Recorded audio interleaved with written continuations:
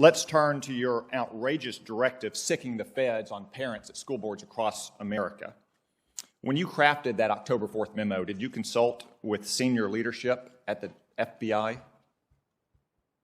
My understanding was that the memo, or the idea of the memo, had been discussed with the FBI before it got. Did anyone at the FBI express any doubt or disagreement or hesitation with your decision to issue that memo? No one expressed that to me. No one? To me. No one expressed that to me, no.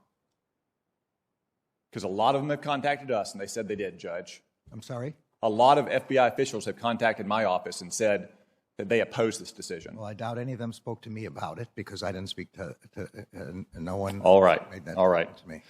Judge, you've repeatedly dissembled this morning about that directive. For instance, about the National Security Division. Chuck Grassley asked you a very simple question, why you would sick the National Security Division of the Department of Justice on parents. John Cornyn asked you the same thing. You said it wasn't in your October 4th memorandum, it was in another office's memorandum. It wasn't another office's memorandum, Judge. It was in a press release from your office, right here in front of me, October 4th, 2021, for immediate release. You're going to create a task force that includes the National Security Division. What on earth does the National Security Division have to do with parents who are expressing disagreements at school boards?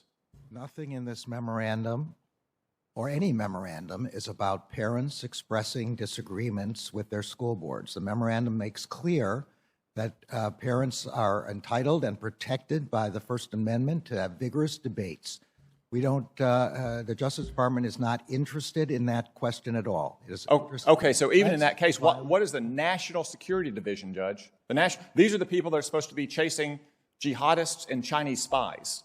What does the National Security Division have to do with parents at school boards? This is not, again, about parents at school boards. This is about threats of violence. Okay, let me turn to that because you've said that phrase repeatedly throughout the morning. Threats or violence and threats of violence. Violence and threats of violence. Yeah. We've heard it a dozen times this morning. As Senator Lee pointed out, the very first line in your October 4th memorandum refers to harassment and intimidation. Why do you continue to dissemble in front of this committee that you are only talking about violence and threats of violence when your memo says harassment and intimidation? Senator, I said in my testimony that it involved other kinds of criminal conduct, and I explained to Senator Lee that the statutory definitions of those terms and the constitutional definitions of those terms involve threats of violence. Okay, let's look at one of those statutes you cited, yeah. Section 223. Yeah. That statute covers the use of not just telephones but telecommunications devices to annoy someone. So are you going to sick your U.S. attorneys and the FBI on a parents group if they post on Facebook something that annoys a school board member, Judge? The answer to that is no, and the provision that I was particularly drawing to his attention was 2261A, which was to engage in... I wasn't talking about 2261A. I know you mentioned that. You also mentioned 223. That's what I mentioned. Yeah, but the only Judge, you also told Senator Klobuchar that this memorandum was about meetings and coordination. Yeah. Meetings and coordination. Yeah. Well, I have in my hand right here that I'll submit to the record a letter from one of your U.S. attorneys to all of the county attorneys, to the Attorney General, to all sheriffs, to the School Board Association of his state, in which he talks about federal investigation and prosecution. It's not about meetings. It's not about coordination. It's about federal investigation and prosecution. Did you direct your U.S. attorneys to issue such a letter? I did not. I have not seen that letter. It's got 3 pages. It's got 3 pages of spreadsheet about all the federal crimes that a parent could be charged with, to include the ones you cited.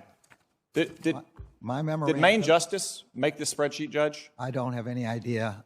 My memorandum speaks specifically about setting up meetings, and I'll just read it again, convene meetings.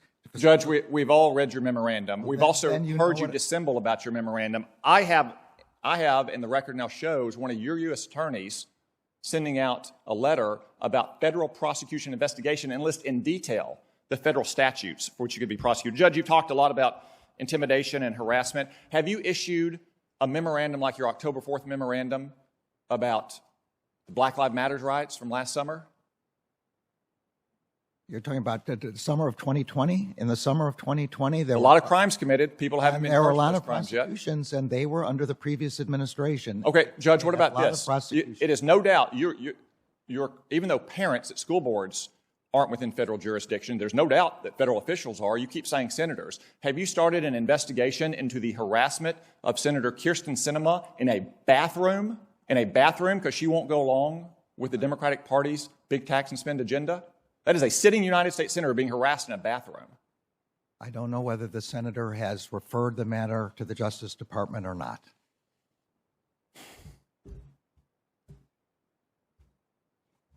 You've cited as the basis for that directive the National School Board Association's letter of September 29th. Was that directive being prepared before September 29th, before the School Board Association letter was issued?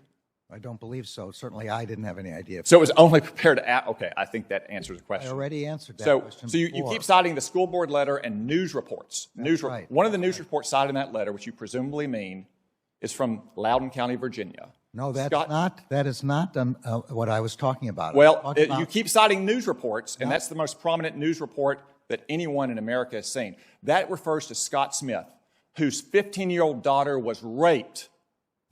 She was raped in a bathroom by a boy wearing girls' clothes, and the Loudoun County School Board covered it up because it would have interfered with their transgendered policy during Pride Month. And that man, Scott Smith, because he went to a school board and tried to defend his daughter's rights, was condemned internationally.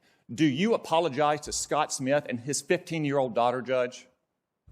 Senator, anyone whose child was raped is the most horrific crime I can imagine, and is certainly entitled and protected by the First Amendment to protest to their school board about this. But he was cited by the School Board Association That's fine, as a but that's domestic not- terrorist, which we now know that letter and those reports were the basis for your... No, Senator, this is that's wrong. Shameful. Judge, That's- this is shameful.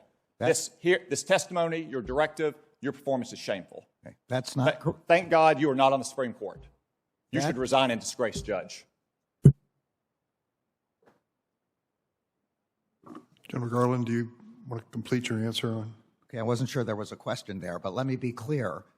The news reports I'm talking about were not the news reports in that letter. They were other news reports that everybody here has heard about, subsequent reports that everybody has heard about.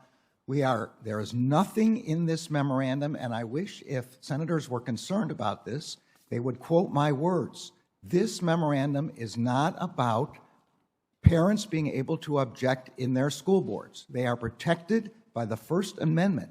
As long as there are no threats of violence, they are completely protected. So parents can object to their school boards about curriculum, about the treatment of their children, about school policies. All of that is 100% protected by the First Amendment, and there is nothing in this memorandum contrary to that.